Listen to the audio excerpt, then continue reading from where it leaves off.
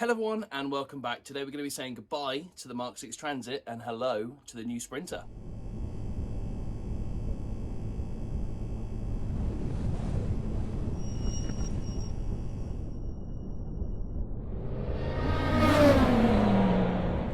So yes, hello everyone and welcome back. Today is a little bit of a sad day. We're going to be saying goodbye to the MK6 Transit. This thing has never ever let me down. In the 2.5 years I've owned it, it's taken me to the track several times. We've now slept in it twice. It even helped me and my other half move into our new house. So it's quite a sad day. However, it just isn't practical enough anymore. Obviously with a Sprinter, it's massive. So the room I've got inside is probably twice, maybe even 3 times the room I've got in the back of this MK6 Transit right now. So it's just going to be a lot more practical. So what we're going to do now is I'm on my way to the unit and I'm going to give this an oil change before giving it to the new owner. So we're now at the unit, I'm about to complete the oil service. However, I just thought I'd show you that yesterday I spent all day undoing all my hard work, clearing the van out. I've left the roof panel with the lights and the switch panel because that's really handy because they've now got 2 USB sockets. They've also got another 12 volt socket there and obviously with the lights inside. So I left that for them. I've given the interior a really good scrub up. The dash is absolutely immaculate for its age. I've given this a quick coat of black paint and I've also installed a brand new Sony head unit for them as well. Obviously I'd already replaced the door speakers, so this is going to be an absolutely fantastic little van for the new owner. So the real beauty about this van is it's only done 95,000 miles from new. I have just put it through its MOT and it's only got one advisory on a slight exhaust leak in the centre pipe, which is absolutely fantastic, and I'd love to see another MK6 Transit that has that kind of MOT history. So obviously with how tall the MK6 Transit sits normally, I'm not even going to bother jacking the car up. As you can see, there is the sump plug, and over here is the oil filter. I bought a new housing for that because when you take them off they do tend to snap, so I just bought that just in case. So let's get cracking.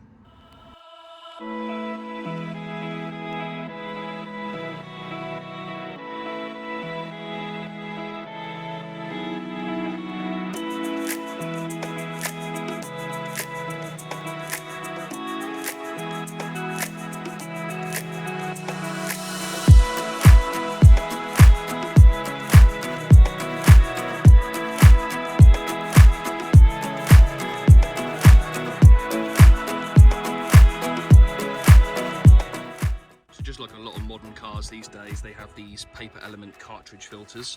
So here's my new one here. I also did buy a new housing cover because these tend to snap when you take them off. However, this one was actually really well done. It came off really nicely. And then you've obviously got a new rubber O-ring as well.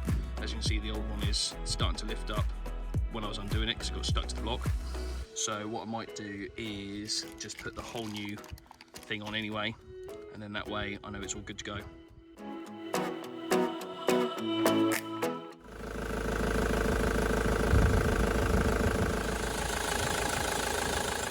So with the oil change complete, there's nothing more I can do apart from give it to its new owner.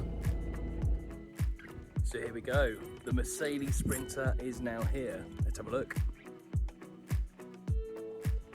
So as you can see, the bodywork is a little bit tatty, a little bit worse for wear. It was a former Parcel Force van, so it's seen its fair share of walls and bins and all sorts, I'm guessing. There's quite a nasty dent up here. It's quite a nasty one just down the bottom there, you can just see in there. I'm not really too fussed about the outside appearance. What I'm really interested in is this. The pièce de résistance, the amount of space in the back of this van. I can literally walk up and down it. Plenty of roof height, absolutely tons of room. Can't wait to get cracking on the inside of this.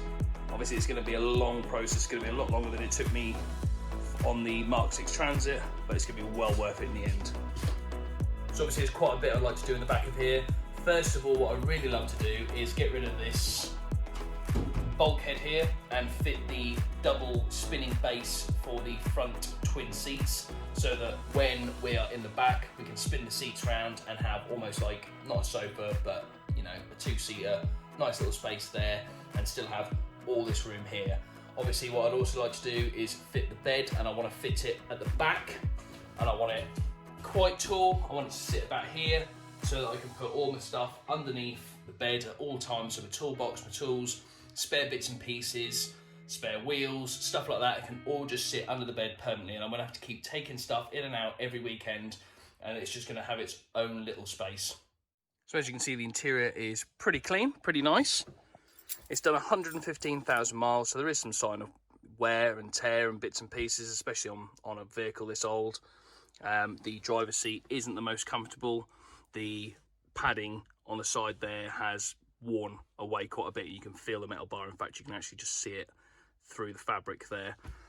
But other than that, it's got a natty little rear view camera, which is on at all times, which will be great whilst I'm towing, because I'll be able to have a good look of the car whilst it's being towed. It's obviously got bog standard CD player and stuff in here, which, like I say, I will probably replace.